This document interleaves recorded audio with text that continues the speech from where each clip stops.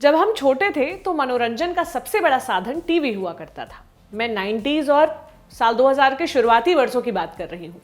तब cable TV का उतना चलन नहीं था। कुछ लोगों के घर केबल कनेक्शन होता था, लेकिन उनकी संख्या बहुत कम थी।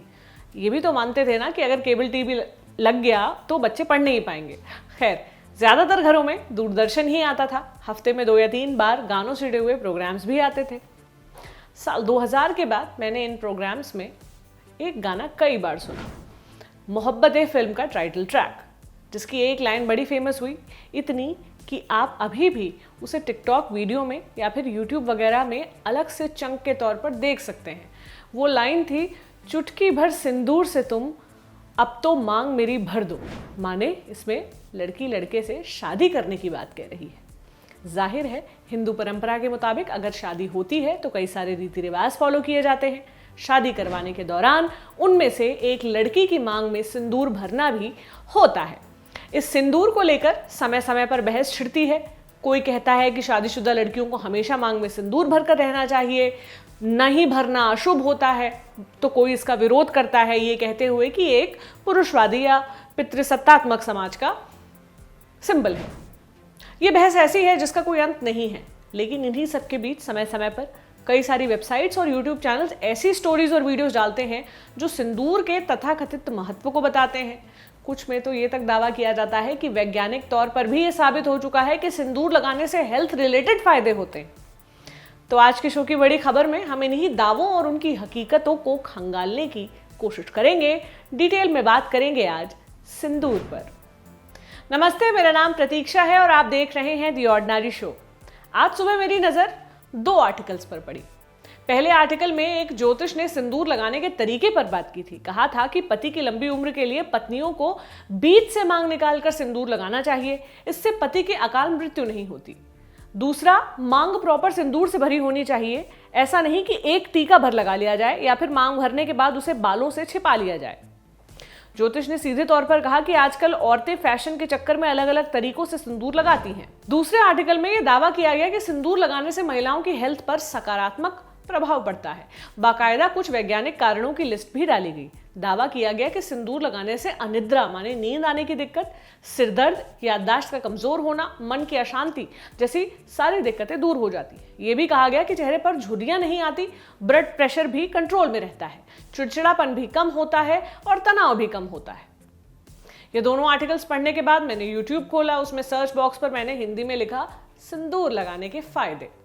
कई सारे वीडियो खुल गए। धार्मिक कारण तो यह बताया ही गया कि पति की लंबी उम्र के लिए लगाया जाता है। कुछ वैज्ञानिक कारणों का भी हवाला दिया गया, वही कारण जिसके बारे में अभी हमने आपसे जिक्र किया था, यही कि तनाव नहीं होता, झुर्रियां नहीं आती वगैरह वगैरह।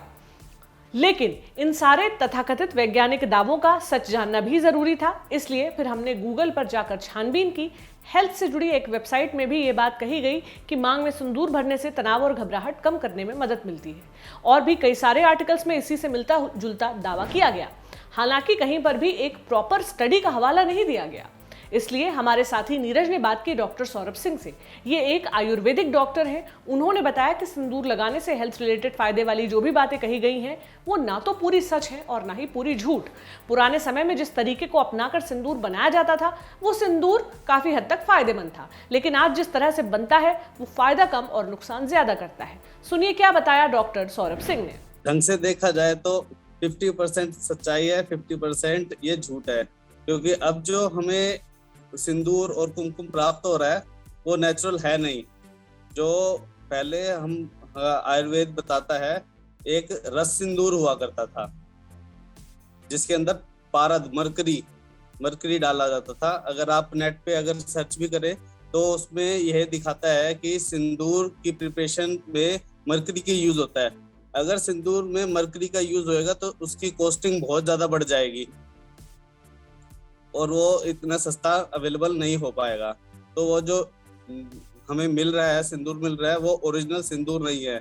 वो जो रस सिंदूर है जो आयुर्वेद से प्रिपेयर होके बना है, अगर हम उसको यूज करते हैं तो उसमें अनिद्रा, सिर दर्द, झुर्रियां का ना पड़ना, मन शांति, जो पिट्यूटरी ग्लैंड है उसको स्टिमुलेट करता है, वो कर सकता है। लेकिन जो अब इस टाइम मार्केट में अवेलेबल है वो सिंदूर नहीं है।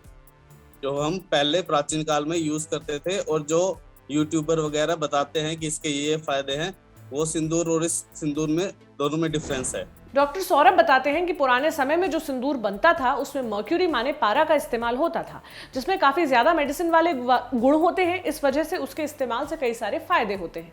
लेकिन आज के समय में जो सिंदूर बनता है उसमें सीसा यानी लेड ज्यादा होता है, जो बेहद हानिकारक है। पुराने और मौजूदा समय में सिंदूर बनाने की क्या प्रोसेस अपनाई गई है या अपनाई जा रही है, वो सुनिए डॉक्टर सौरभ की जुबानी। पहले सिंदूर बनता था वो रसायनों से बनता था, लेकिन उसके अंदर पारद मिलता था। पारद की बहुत ज्यादा मेडिसिनल प्रॉपर्टी है। हमारे आयुर्वेद में तो एक पूरा पारद के ऊपर एक शास्त्र लिखा हुआ है, रस शास्त्र। उसके अंदर कम से कम पारद के कम से कम बहुत हजारों गुण बताए गए हैं कि जिससे उसकी मेडिसिनल प्रॉपर्टी किसी में डाल देते हैं तो उसकी मेडिसिनल प्रॉपर्टी कितनी बढ़ जाती है। सर, एक डिटेल में हम आपसे जानना चाहेंगे, सिंदूर और कुमकुम बनते कैसे? सिंदूर जो सिंदूर है, आजकल का सिंदूर तो मैंने आपको बताया ही है अभी कैसे बता? हाँ, इसको एक पेड़ कपिला का पौधा होता है, उसको पीस के उसका चूर्ण बना के एक गिलास की हरे रंग की बोतल के अंदर पारद, गंधक और सीसा और अन्य द्रव्य को मिलाकर उसकी कजली बनाकर उसके बोतल के अंदर डालकर उसको कूपी पक द्वारा बालू का यंत्र में पकाकर बनाया जाता है। तो जो हरे लाल रंग का मटेरियल बोतल के कंठ पे जमा हो जाता है, उसको फिर निकाला जाता है बोतल के अंदर से, वो होता है सिंदूर। आजकल की विधि है कि एक पौधा होता है कपिला का पौधा, उसके बीज आते हैं, उसके बीजों को पीस कर उसको कपिला के पौधे को कई जगह पे सिंदूर का पौधा भी बोला जाता है और हर जगह पे उसके नाम भी अलग अलग हैं।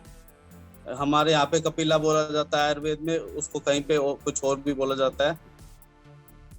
तो फिर उसके बीजों को पीस कर सिंदूर बनाया जाता है। बहुत सारी जगहों पर, खासतौर पर कोरा पर, हमें एक सवाल अक्सर दिखता है, ये कि क्या सिंदूर खाने से इंसान की जान चली जाती है। इस सवाल का जवाब भी हमने जानना चाहा डॉक्टर सौरभ से। उन्होंने बताया कि पुराने तरीके से बना सिंदूर अगर कोई खा ले तो उतना नुकसान नहीं होता है, लेकिन नए तरीके के सिंदूर को खाने से इंसान की आवाज़ खराब हो जाती है या फिर कई दफ़ा पूरी तरह से चली भी जाती है। ये काफ़ी ज़्यादा हानिकारक है। डॉक्टर सौरभ का जवाब इस मुद्दे पर सुनिए। जो प्राचीन सिंदूर था हमारा, उसको इस तरीके से बनाया गया था कि उसको शरीर में खाया भी जाता था। उसके खाने से शरीर में बहुत फायदे होते थे, जैसे कि राजक्षमा मतलब टीबी ठीक हुआ करता था और स्किन प्रॉब्लम ठीक हुआ करती थी, पेट के कीड़े मर जाया करते थे। और बाकी मैंने आपको ये तो बताया कि उसको शरीर पे अप्लाई करने के से क्या क्या फायदा होंगे, अनिद्रा, सिरदर्द, याददाश्त वगैरह दूर होता था। ये सारे फायदे थे। मेनली जो उसको बनाया गया था वो हमारे श्वास के जो विकार हैं उसको ठीक करने के लिए बनाया गया था। लेकिन कूपी पक्व रसायन एक तरीके से नहीं बनता, कई तरीके से बनते हैं। उसके अंदर क्या मटेरियल डल रहा है उस पर डिपेंड करता है। नए सिंदूर से हमें फायदे तो ज़्यादा नहीं है, लेकिन नुकसान उसके कई सारे हैं, क्योंकि उसमें आजकल जो सिंदूर बन रहा है उसमें सीसा ज़्यादा डाला जाता है। सीसा लेड पॉइजनिंग क्रिएट कर देता है, लेड पॉइजनिंग। उसमें लेड पॉइजन के सारे केसेस आ सकते हैं अगर उसको एक्सेसिव मात्रा में खाया जाए, तब वो हमारे शरीर के लिए हार्मफुल है।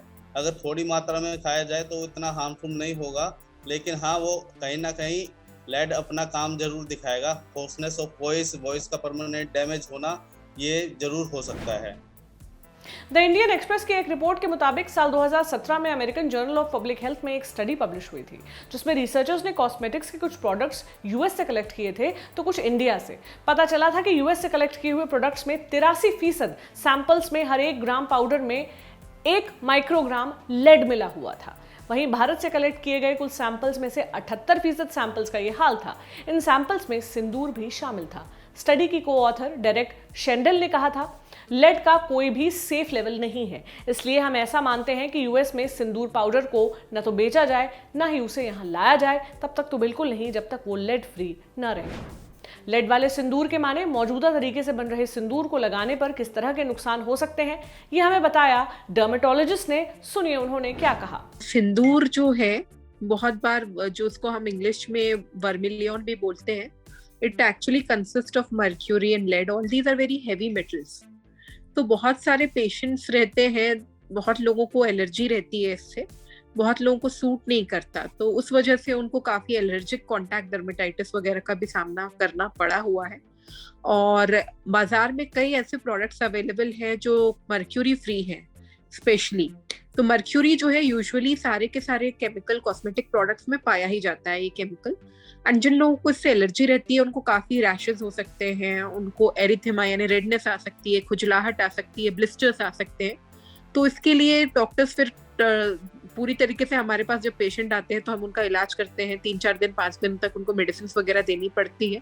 तो ध्यान रखिए कि अगर आप ऐसे हैं कि इंसान है कि जिनको इन सब चीज़ों से रिएक्शन है, तो आप इस चीज़ को जितना हो सकता है अवॉइड कीजिए। मेरे पास बहुत यंग एज की लेडीज आती हैं और वो बताती हैं कि उन्होंने लगाया और उनको तुरंत रिएक्शंस होने लग गए, पर उनकी इतनी आस्था रहती है और कई बार उनके घर वाले उनको इतना फोर्स करते हैं कि उनको जानकर भी कि उनको रिएक्शन है, उनको जबरदस्ती लगाना ही पड़ता है। तो ऐसा जबरदस्ती खुद के शरीर के ऊपर या दूसरे के शरीर पर करना गलत है मेरे हिसाब से। अगर आपको प्रॉब्लम है तो आप कुछ ऐसा कॉस्मेटिक यूज कीजिए जिसमें लेड फ्री हो, मर्क्यूरी फ्री हो। अगर आपको वो भी नहीं सूट करता तो मेरे हिसाब से वो अवॉइड करना ही बेटर रहेगा, क्योंकि मैंने बहुत खराब रिएक्शंस देखे हैं कॉस्मेटिक्स से और सिंदूर से भी कई बार, कुछ पेशेंट्स में, हर किसी में नहीं, पर हाँ कुछ लोगों में जरूर ये पाए हो जाते हैं। माने आप अगर सिंदूर लगा रहे हैं तो आपको कई तरह के रिएक्शंस होने का खतरा हो सकता है। जरूरी नहीं कि हर किसी को, या फिर ये भी जरूरी नहीं कि हर तरह का सिंदूर नुकसान पहुंचाए, लेकिन पुराने समय में जिस तरह का सिंदूर बनता था वो प्रोसेस अब काफी कम जगह इस्तेमाल होता है, इसलिए आपको आर्टिफिशियल सिंदूर ही मिलेगा। हम बस आपको इतना बताना चाह रहे थे कि जो वैज्ञानिक कारणों का हवाला दिया जाता है या दावे किए जाते हैं उन पर आप आंख मूंद कर भरोसा ना करें, क्योंकि आज के समय में किसी भी प्रोडक्ट में आपको 100% शुद्धता मिल जाए ऐसा मुमकिन नहीं है। अब रही बात ज्योतिष के दावे की, माने सिंदूर लगाने से पति की उम्र बढ़ जाती है या फिर इस तरह से लगाएं या उस तरह से लगाएं, तो हम बस एक बात कहना चाहते हैं, सिंदूर लगाना आस्था का विषय हो सकता है। हालांकि पत्नी के सिंदूर लगाने से पति की उम्र में कोई फर्क पड़ता है या नहीं, इस पर हम कुछ नहीं कह सकते, हमारी कोई वैज्ञानिक रिसर्च नहीं है। लेकिन हम इतना ज़रूर मानते हैं कि आप किस तरह से रहना चाहते हैं यह आपके ऊपर डिपेंड करता है। अगर आप चाहें तो सिंदूर लगाएं, ना चाहें तो वो आपकी मर्जी है, लेकिन कुछ भी करने से पहले अपने दिमाग का, लॉजिक का इस्तेमाल ज़रूर करें। वक्त बेवक्त लोग अक्सर ये कहते रहते हैं कि शादीशुदा महिला का फर्ज है कि वो सुहागन की तरह रहे, मतलब मंगलसूत्र पहने, सिंदूर लगाए, चूड़ियां पहने, क्योंकि ये सब सुहागन औरतों की निशानी माना जाता है। ध्यान दीजिए, ये सब करने के लिए केवल औरतों से कहा जाता है, आदमियों से नहीं कहा जाता। एक ये भी पॉइंट है कि अगर सिंदूर इतना ही फायदा कर रहा है और सर का दर्द ठीक कर दे रहा है, स्ट्रेस कम कर दे रहा है, नींद अच्छी कर दे रहा है, तो पुरुष भी सिंदूर लगाना क्यों नहीं ट्राई करते। खैर, हम बहुत सी ऐसी शादीशुदा औरतों को जानते हैं जो किसी भी तरह से तथाकथित सुहागन वाले काम नहीं करती, न मांग भरती हैं, न मंगलसूत्र पहनती हैं, न ही चूड़ियां पहनती हैं। वो उनकी मर्जी है, लेकिन वो हमें बताती हैं कि ये सब ना करने की वजह से उन्हें कई दफ़ा कितना कुछ सुनना पड़ता है। केवल सोसाइटी ही नहीं, कई दफ़ा तो हमारी अदालतों ने भी ऐसे फैसले दिए हैं जिन्हें देख आगे डिबेट करने की इच्छा ही नहीं करती। मसलन गुवाहाटी कोर्ट द्वारा पिछले साल जून में दिया गया एक फैसला देख लीजिए। कोर्ट ने एक आदमी को इस आधार पर तलाक दे दिया क्योंकि उसकी पत्नी शाका पोला, माने जो बंगाली चूड़ी होती है शंख से बनी वाली, वो नहीं पहनती थी और मांग में सिंदूर भी नहीं लगाती थी। कोर्ट ने जानते हैं क्या कहा था? महिला का शाका न पहनना और सिंदूर न लगाना ये बताता है कि वो खुद को अविवाहित दिखाना चाहती है या फिर वो इस शादी को स्वीकार नहीं करती है। महिला का ये स्टैंड साफ जाहिर करता है कि वो याचिकाकर्ता के साथ अपनी जिंदगी नहीं बिताना चाहती।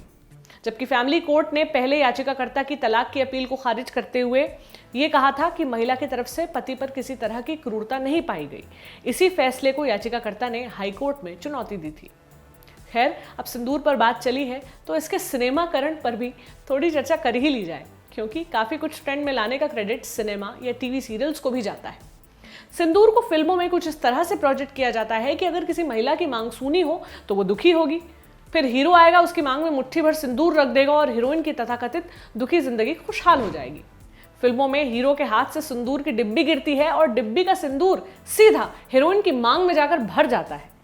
फिर इसे किस्मत का लिखा मानकर शादी मान लिया जाता है। माने आप लड़का लड़की की मर्जी ताक पर रख दो, हिंदू मैरिज एक्ट या और भी किसी भी मैरिज एक्ट को, किसी भी कानून को गोली मार दो। कितने ही गाने, फिल्मों के डायलॉग्स, फिल्मों और सीरियल्स के नाम सिंदूर के इर्द गिर्द घूमते हैं। सिंदूर को शादीशुदा औरत की पहचान बनाने की पूरी कोशिश की गई, तभी तो ओम शांति ओम फिल्म का एक चुटकी सिंदूर की कीमत वाला डायलॉग इतना फेमस हुआ। खैर, ये थी आज की बड़ी खबर। आपको दिखा देते हैं अब दिन का वीडियो। इस वीडियो में आपको घूंघट ओढ़े कई सारी औरतें दिखाई दे रही होंगी। जाहिर है आपकी नजर घूंघट ओढ़ी नर्स पर जरूर पड़ी होगी। ये वीडियो अभी सोशल मीडिया पर काफी तेजी से वायरल हो रहा है। नवीन दत्त की रिपोर्ट के मुताबिक ये वीडियो राजस्थान के जोधपुर की ग्राम पंचायत रिजलानी का है। यहाँ कोविड-19 वैक्सीनेशन सेंटर में 45 से ऊपर वालों को वैक्सीन की दूसरी डोज लगाई जा रही थी। इस दौरान नर्स ने भी घूंघट डालकर ही लोगों को वैक्सीन लगाई। सोशल मीडिया पर कई लोग इसे राजस्थान की पहचान कह रहे हैं, नर्स की तारीफ कर रहे हैं। ये लिख रहे हैं कि नर्स ने अपनी पुरानी परंपरा को निभाया है, तो वहीं कुछ लोग विरोध भी कर रहे हैं, कह रहे हैं कि इससे अगर गलत टीका लग जाता तो। गांव के सरपंच पारस गुर्जर ने तो नर्स को सम्मानित करने का फैसला कर लिया है। उनका कहना है कि नर्स ने ड्यूटी के दौरान परंपराओं को भी पूरी मुस्तैदी के साथ निभाया है। आप ये जरूर सोचिएगा कि सभी परंपराओं को निभाने का जिम्मा हमेशा औरतों पर ही क्यों आ जाता है। सोचिएगा और हमें बताइएगा। कमेंट बॉक्स आपके लिए खुला हुआ है। हम सुर्खियों की तरफ बढ़ जाते हैं। पहली सुर्खी बनाई है एक्ट्रेस शगुफ्ता अली ने। आपने इन्हें कई सारी टीवी सीरियल्स में देखा होगा। खबर यह है कि शगुफ्ता इस वक्त आर्थिक दिक्कत से जूझ रही हैं। वो पिछले कुछ साल से काम नहीं कर रही हैं। अब उन्होंने आर्थिक मदद मांगी है। वो मेडिकल बिल्स चुकाने में असमर्थ हैं। इंडिया टुडे की रिपोर्ट के मुताबिक शगुफ्ता की कंडीशन जानने के बाद सिने एंड टीवी आर्टिस्ट एसोसिएशन यानी सिंटा ने एक्शन लिया है और जल्द ही शगुफ्ता तक पहुंचने का फैसला किया है। एक पोर्टल से बात करते हुए शगुफ्ता ने बताया कि वो कैंसर सर्वाइवर हैं। 54 बरस की एक्ट्रेस ने यह भी बताया कि वो डायबिटीज से भी जूझ रही हैं। वो कहती हैं, पिछले 4 साल से जिंदगी मेरे लिए बहुत कठिन हो गई है। मुझे बहुत सारे हेल्थ इश्यूज आ रहे हैं। डायबिटीज की वजह से मेरे पैरों में नमनेस रहती है, बहुत दर्द होता है। मैंने अपनी कार, गहने सब बेच दिए हैं। अगर मुझे डॉक्टर के पास जाना होता है तो मैं ऑटो से जाती हूँ। मुझे इस वक्त पैसों की मदद और काम दोनों ही चाहिए। मैं इस कंफ्यूजन में थी कि मदद मांगू या नहीं, लेकिन अब जरूरत है क्योंकि बेचने के लिए अब कुछ भी नहीं बचा है। अगली सुर्खी बनाई है ब्रिटनी स्पीयर्स ने। जानी मानी सिंगर हैं, पिछले कुछ दिनों से खबरों में है। 13 साल से उनकी जिंदगी उनके पिता के कंट्रोल में है, यानी कंजर्वेटरशिप में है। इससे रिहाई के लिए भी कोर्ट में केस भी चला था। ब्रिटनी ने काफी हैरान करने वाली बातें बताई थी, फिर भी वो केस हार गई थी। अब उनसे जुड़ी खबर यह है कि वो जल्द ही रिटायर भी हो सकती हैं। द गार्डियन की रिपोर्ट के मुताबिक ब्रिटनी के मैनेजर लैरी रुडोल्फ ने इस्तीफा दे दिया है। वो कई बरसों से ब्रिटनी का कामकाज मैनेज कर रहे थे। लैरी ने यह भी कहा है कि आशंका है कि ब्रिटनी रिटायरमेंट लेने वाली है। लैरी ने अपने इस्तीफे में लिखा, 2.5 साल पहले ब्रिटनी से आखिरी कम्युनिकेशन हुआ था। हाल ही में मुझे पता चला कि वो रिटायरमेंट के बारे में सोच रही हैं। मैं कभी भी कंजर्वेटरशिप का हिस्सा नहीं रहा, मुझे इसकी कोई जानकारी नहीं है। मुझे ब्रिटनी की रिक्वेस्ट पर हायर किया गया था। चूंकि अब मेरी प्रोफेशनल सर्विसेज की उन्हें ज़रूरत नहीं है तो मैंने रिज़ाइन करने का फैसला लिया है। ये था हमारा आज का ऑर्डिनरी शो। आपको कैसा लगा हमें कमेंट सेक्शन में ज़रूर बताएं। हम कोशिश करते हैं कि आपके लिए न्यूज़ भी लाते रहें और उसके अलावा भी कुछ डिफरेंट टॉपिक्स लाते रहें जो आपके जीवन से सीधे जुड़े हुए। आप हमें theordinaryshow@gmail.com आईडी पर मेल करके अपने विचार साझा कर सकते हैं और कमेंट बॉक्स तो आपके लिए खुला ही है। अपना ख्याल रखें। कल होगी मुलाकात। शुक्रिया।